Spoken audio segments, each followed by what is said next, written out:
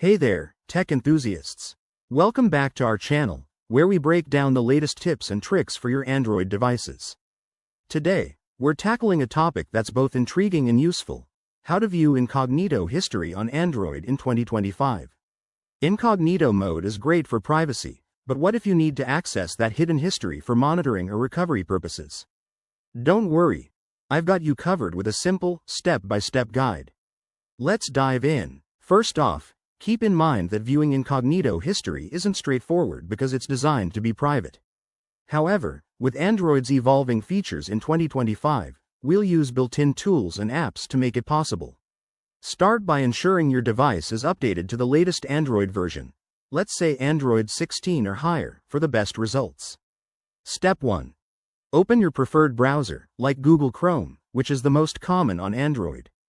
Tap on the three-dot menu in the top right corner to access settings. Now, head to Privacy and Security.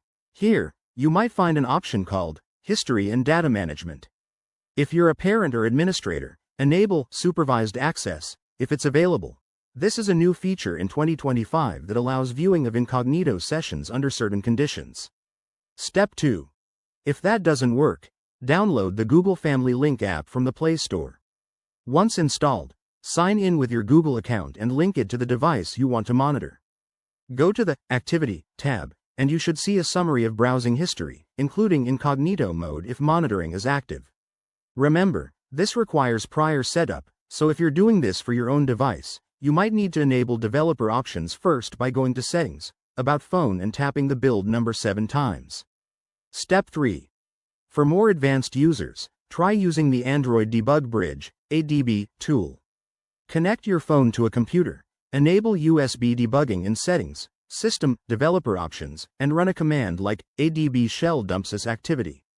This can reveal cached data, but be cautious, it's technical and might not always work.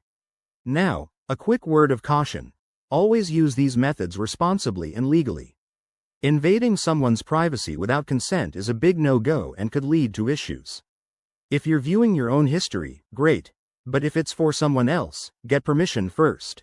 There you have it, folks. That's how you can view incognito history on Android in 2025.